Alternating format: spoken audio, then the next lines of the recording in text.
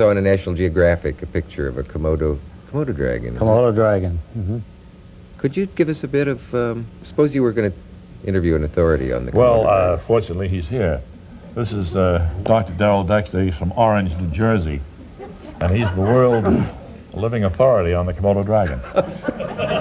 Dr. Dexter, could you tell us a little bit about the Komodo dragon? Yes, the Komodo dragon is the world's largest living lizard. It's a ferocious carnivore found on the steep-sloped island of Komodo in the lesser Sunda chain of the Indonesian archipelago and the nearby islands of Rinja, Padar, and Flores. Where do they come from?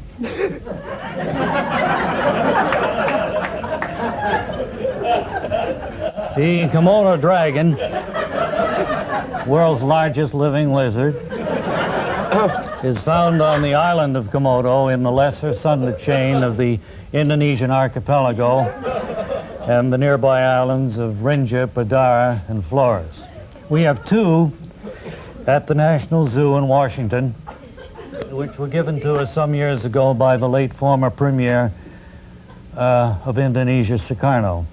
They reside in the National Zoo. I believe I read somewhere where a foreign potentate gave America 2 Komodo dragons. Is that right? Yes.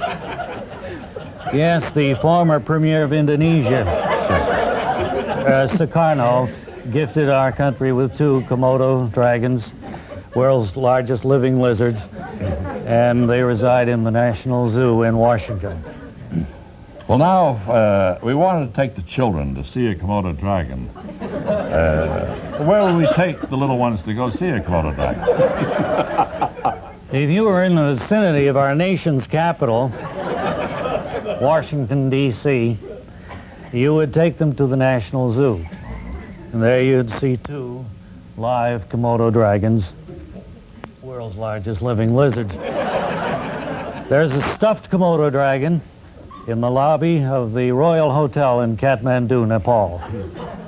They're of the lizard family, aren't they? Yes, they're the world's largest living lizard and a ferocious carnivore. One swipe of a Komodo dragon's tail can render an enemy senseless, and they have terribly bad breath.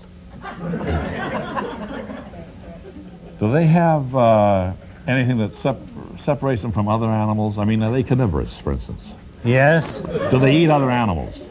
They're carnivorous, and having bad breath keeps them apart from other animals. Well, Doctor, I think... Or other animals apart from them. I think we've just about exhausted the subject. I want to thank you for coming by. And, well, all right. Do you have a ride home? No, I don't. Maybe somebody out here in the audience will give you a lift after this. I'd be very grateful. Thank you.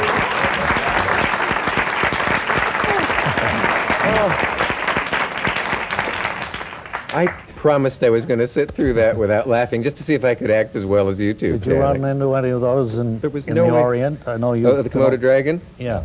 No, I would like to have. You know, by the way, they those have, are true facts about the Komodo dragon. Yeah, those are all true. Those are not comic names. They're all the facts people know about the Komodo dragon. If you go up to the Museum of Natural History, they have a stuffed one.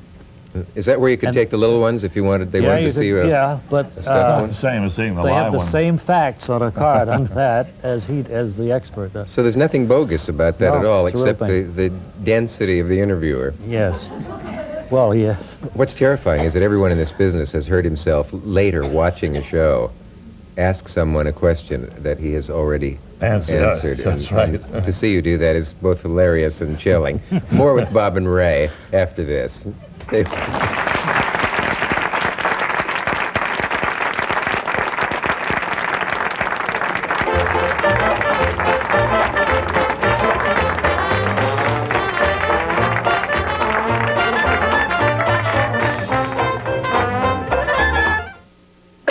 This cough medicine lasted about 4 hours.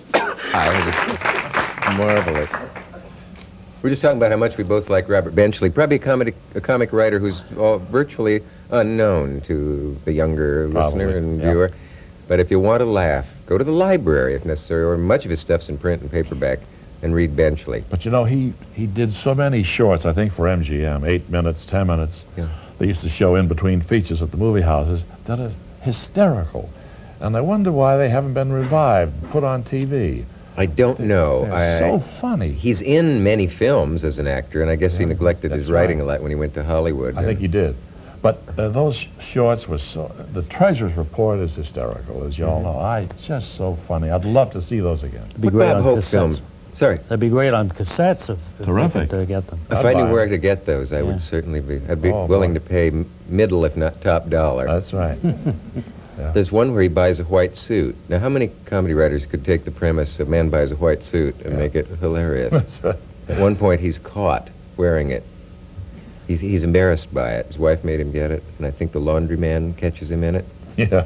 And all he can say is, "I'm wearing my white suit." And in his hands, it's a gem of a comic line which doesn't quote. One of his great lines, he said, there's two kinds of travel. First class and with children. Yeah, that's right. Eventually. Did you either of you meet him? No, I never met did. him. No. Just read everything he ever wrote, I think. I really loved his work. Yeah. Are there people you regret not having met that you could have, simply because you did live in the same I would time? love to have met Fred Allen, and I certainly could have. I know you did. For an instant only. I Really? met Fred once at a cocktail party. I years never ago. did. Yeah. Yeah. Now, And, the great body of his great wit that is lost to people that can only come back maybe on tape and so on. Right. Alan. Yeah, I met him once on a rainy night. I'd gone to see What's My Line. He came out, along with the others. Everyone rushed to the other three celebrities for autographs, and he walked up alone in the rain.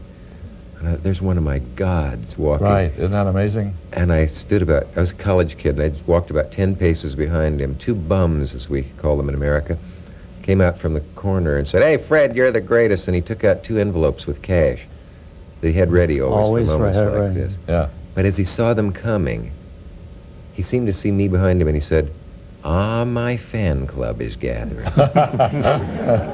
That's great. Yeah. Yeah. Yeah, it's really a great... He's the one who said about Milton Berle's program, "Berle is the moron's messiah." Whenever I see Berle, I remind him of that, and he kicks me in the ankles. Yeah, Fred Allen. Could have met him. I would love to have met him. Yeah. He came home from a physical checkup and rated A-OK by his doctor. And died in the lobby of his hotel. Yeah, it was another one of those cases where... Yeah. Walked out of the office saying, "You are fine." Mm-hmm. And he got home, he dropped dead. What can we learn from this?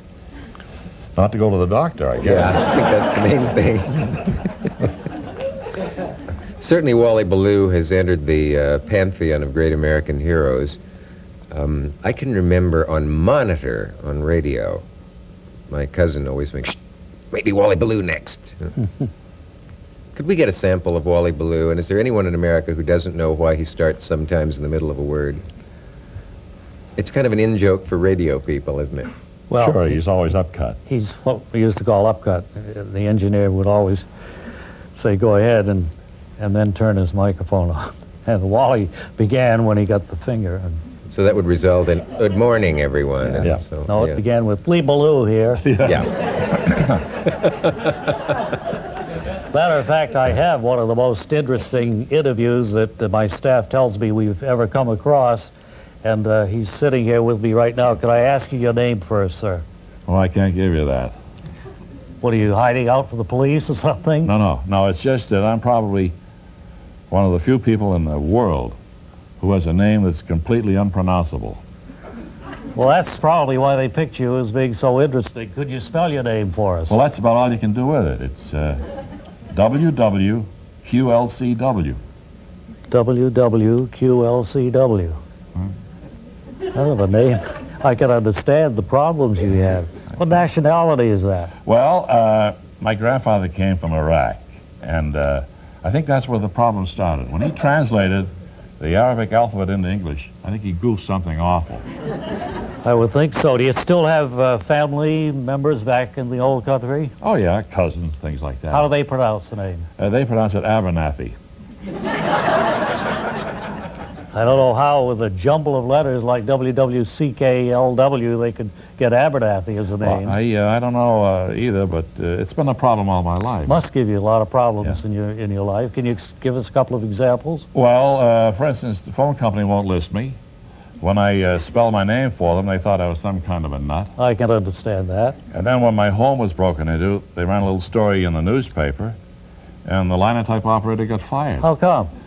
Well, the publisher figured anybody who would make that many typographical errors in one paragraph had to be drunk. I guess so. It's too bad he had to lose his job on account of your name, of course. It was sad. I tried to call the publisher to explain it, but I didn't know how to tell him who I was. Right. Well, how do you get along in everyday life? You use your first name or what? Well, no, see, my parents had trouble with that, too. They didn't know what would go good with WWQLCW. So I'm listed officially as Infant WW. But, you know, that's kind of silly for a man my age going around calling himself Infant. I don't think so, yes. Well, I want to thank you for dropping by today and thank my staff for having Listen, picked I'd like you to up. say hello to my brother out there, too, but I don't know how to pronounce his name either. Wally Ballou back to the studio. Oh, good.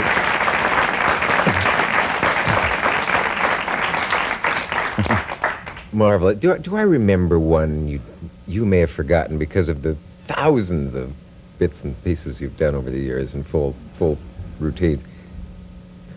Did you once interview a man on radio who had perfected the most tight-stringing tennis racket machine? Yeah. Just remembered that. Did we? Yes, we did, yeah. Isn't that funny that one of you remembers? I mean, Well, we Maybe have done so many 25 things, years and a lot of them were off the cuff, and we don't remember them, you know. well, as I recall that one, the humor was that it was almost a transcript of the interview would have been straight, but in the background you kept hearing, Yeah. tweet, Yeah, those were rejects. and those were too hip for some Yeah. people, I think. We also, years ago, manufactured, you know, you see the ball player go up swinging two bats? Yeah. We manufactured the one he threw away. Had little tacks in the handle. So he throw that one You got away. rid of that one. I guess there isn't time for even 15 seconds of the remarkable, unidentical Well, twins, the maybe Mabibi. we have a few seconds here. Mr. Cavett. Mr. It's always Cavett, yes, a always a joy to goodbye here and pass the time of day with You you. are twins. Yes, Yes, well, identical not twins. identical twins. I'm older. He's He's younger. 30 seconds. 30 seconds. Yeah. On the nose. On the nose. Right. Thank you, Bob. you. And Ray, is it? And we'll be, thank you for being here. We'll be back in a moment.